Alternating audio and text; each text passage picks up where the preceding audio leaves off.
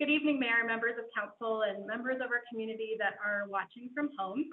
A lot of our recent COVID-19 updates have focused on that emergency response, and we're grateful for the opportunity tonight to begin talking about the recovery ahead. Our teams have been directly engaging with many of the small businesses, including nonprofits and residents who have been impacted the most by this pandemic. We want to acknowledge the heartbreaking ways that COVID is touching lives and livelihoods in our community right now. And there's many heartening ways in which so many people, organizations, and businesses are coming together in collective response. And it's an honor to serve our community at this time. Tonight, we'll share some of the learnings from the engagement that will inform our recovery efforts, what we do and don't know at this time, as well as provide an overview of funding resources that will support relief and recovery. And we know that for many, the resources have been difficult to navigate and aren't coming fast enough. And so we are collaborating with many partners to try to fill those gaps in our community. Additionally, we wanted to offer some early thinking about approaches to recovery that will help to ensure that we bounce forward even stronger, even more connected as a community, advancing economic, social, and environmental health. So next slide. During this check-in, we would love your feedback on this early thinking to an approach for recovery in terms of the engagement process, planning, and outcomes. And Council, this aligns with many of your adopted priorities, including supporting small businesses and jobs, affordable housing and childcare, equity and inclusion, transportation access, and reimagining engagement. And recently you adopted a new city strategic plan, and resilience was a recurring theme in that plan even before COVID and is more relevant than ever. Council members, one of the major takeaways for this slide is that while there are some things we know, there's still much uncertainty in this unprecedented time. For example, we know that we are already in a recession, but what we don't know is the severity of the economic impacts and the duration of this recovery process will be. At a local level, we're fortunate that the city is starting from a position of strength, and we have many community assets to draw upon. From a global, national, state, and local level, we know that more people will be pushed into poverty. Unemployment has significantly increased, and there are disparate and more severe health, economic, and social outcomes for those that are most vulnerable. As I mentioned, we've been gathering insights and information from our partners who are on the front lines of serving our community. We conducted an initial assessment to give us a general idea about how our nonprofit organizations are responding to COVID-19. And it's amazing that during this busy time and in a short time frame, 23 of our 34 contacted partners answered, and we thank them for that. Nonprofits are seeing some of the very same major impacts of all businesses in terms of revenue loss right now. This can be seen in terms of losses from fundraisers, for example. Teaching Tree has shared that they had 2 fundraisers originally scheduled for this spring, which would have raised up to $50,000 for their annual operations, as just one data point. We also know that operational costs have increased due to physical distancing. Another example, the food bank has shared that physical distancing has meant that it takes more time and is therefore more costly to provide food to their customers. And finally, we also heard that agencies are adding programs to meet increasing demands for emergency shelter, rent, and food needs in our community. Another example from Neighbor to Neighbor, they have added a full-time Spanish-speaking counselor to assist people in need during this time. Why don't, Josh, you take it from here, and then we'll let Jackie wrap back around after you're done. Working with regional partners, the Economic Health Office actually worked to distribute a survey shortly after the stay-at-home order was issued. And this was really intended to guide our response effort. The questions focused on immediate response and planned responses for businesses for the next 30 days. The survey went to businesses in both Larimer and Weld counties between March 25th and the 13th. There were over 650 responses in Larimer County and 140 of those within Fort Collins. 2 of the most telling questions are highlighted on this slide for you. The first on the left talks about changes that businesses had made at that time to try to respond to the pandemic. Top responses included increased sanitation practices and increased measures to ensure social distancing.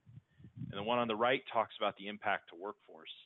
Now, while as of April 13th, well over half of the respondents had indicated they had not made any changes to their staffing, about 40% of the respondents had indicated they had already started to have layoffs and furloughs impacting their businesses. The same regional partnership to put this survey in the field is working on another survey later this week and should have results in about 2 weeks' time. This will give us a better understanding of how the impact of the stay-at-home order has influenced businesses and where they're planning to go next. A lot has happened in a very short amount of time, and we have been working diligently with our regional partners on a number of activities to try to aid businesses as we respond to this economic crisis. Working together with all of the municipalities in both Larimer and Weld counties, and most especially with our strong partner in Fort Collins Area Chamber of Commerce, we were able to stand up nocorecovers.com now about 2 weeks ago. It's become a one-stop shop for the latest information for businesses and a place for them to be able to access wide-ranging resources from funding options to guidance on how to comply with the most recent state orders and county guidance. I'm happy to say that later this week, we hope to launch FOCO, which will be a website and a campaign designed at helping individuals and businesses learn how to re-engage with each other in a safe and productive way to enhance the economic activity taking place in our community. And that this campaign will continue as we transition from stay at home to safer at home and well beyond. In addition, other departments within the city have been working to provide assistance to small businesses, everything ranging from a sales tax deferral, finance department, to temporary changes to the sign code to allow for businesses to better communicate with their customers. I'm also happy to say that through 2 different partnerships, we've been able to make lending capital available to the businesses in our community and the county. Our first partnership, which was announced just over a week ago, was with Colorado Lending Source, and we were actually able to create $130,000, which is an update from the slide there, that was deployed in over 13 loans. And then just this morning, we announced that through a partnership with the Bohemian Foundation, the Chamber, and other communities in the county, there's over $2 million available for lending and soon to be $5 million. And in less than 24 hours, we've had 118 inquiries for a total of $3.8 million in requested loan funds. And these are all businesses that were not funded previously in the federal PPP programs and other relief programs. And as I said just a moment ago, a lot is going into developing the last $3 million of a $5 million program. We talked about this at Council Finance just over a week ago, that there are a number of funding sources available to the community as a result of both the Federal CARES Act and other activities that are taking place at the state. There's a great deal of information in the memo that was attached to your agenda item summary for tonight. So I direct you there if you have questions about specific details. I think the takeaway here is the good news is there is a significant and robust amount of funding available for businesses and residents, even though there is some frustration at how best to gain access to those. Again, NOCO Recovers, the Economic Health Office, and all of our regional partners are working daily to help businesses, sole proprietors, independent contractors, and others access those information. Now I'd like to talk a little bit about some of the funds that we know have been directed to the city through federal sources. We received notice that the city will receive $649,000 in change through the CARES Act funding from HUD for community development and block grant monies. The city is proposing using these monies to cover sheltering and response costs that have been incurred, other shelter operation costs, assistance for emergency rent, food, and utilities assistance, and then other nonprofit eligible direct programs and response costs that are directly related to the funding response to this crisis. We've also received notice that $8.7 million in funding will come through the Federal Transit Administration to transport. These funds will be primarily used for fixed route operation expenses. Some or all of paratransit operating expenses, operation and maintenance of the transport fleet and facilities, administrative leave associated with this COVID-19 pandemic. And just one example of how these funds are already being used is Transport has started to provide no-cost taxi trips in areas where fixed route service has been suspended as a result. And finally, we learned through the Federal Aviation Administration that $16.87 million will be going to our regional airport, and the Authority Board and its Planning Development Subcommittee are working on coming up with a plan for those dollars. As Jackie said, this is an unprecedented economic recession, and one that leaves a lot of uncertainty for folks in terms of trying to evaluate how recovery will occur. Both the situation and the resulting economic response remain fluid. And so as a result, I think our recovery planning needs to remain fluid as well. As we analyze the path of the economic and social access and activity that's occurred and will occur over the next coming months, we can recognize that there are really three primary parts to any recovery conversation. The first is the decline. Exactly how far will the social stability and economic activity in our community fall? Then there's the recovery. How quickly and at what rate will we get back to something approaching our previous activity levels? And then how long will stabilization take? And what will the new normal be? And how will that impact the activities of our community? So this uncertainty and dynamic nature requires that we have a plan that tries to remain nimble. And so looking to the state and county for guidance, we're proposing a similar approach where we focus on phases of the recovery. This approach would allow us to be able to react if, for unforeseen reasons, the physical distancing that is currently beginning to be relaxed might need to be retightened up because we see caseload go up. And it gives us the ability to be able to track alongside the other governmental bodies working in this space. So the state has defined three levels: urgent, which has been further defined as the stay-at-home phase; stabilization, which is known now as the safer-at-home phase; and recovery, which we've heard the governor refer to as new normal. And so for our recovery framework, we propose starting to think about our activities in three phases as well: response, or emergence, and recovery. These align nicely with the phases that the governor has proposed. And we'll talk more about this framework in the coming months as we begin to plan out the actual activities. Now I want to hand it back to Jackie so that she can outline some of the principles for this recovery and talk with you a little bit about the social activities that have already taken place. I was sharing about what we had learned through the nonprofit assessment results and ending with the very personal story from neighbor to neighbor. Josh, we can go to the next slide just so that you council members and also the community can hear just a brief overview of the social response. And so as a local government, we're so grateful to all the nonprofits that we mentioned are on the front lines of serving our community. And as a local government, we have been focusing our role on those partnerships with them and others for an effective coordinated approach to the response so that we're leveraging multiple sources of funding as well as focusing on communications so that we can reach as many residents and businesses as possible.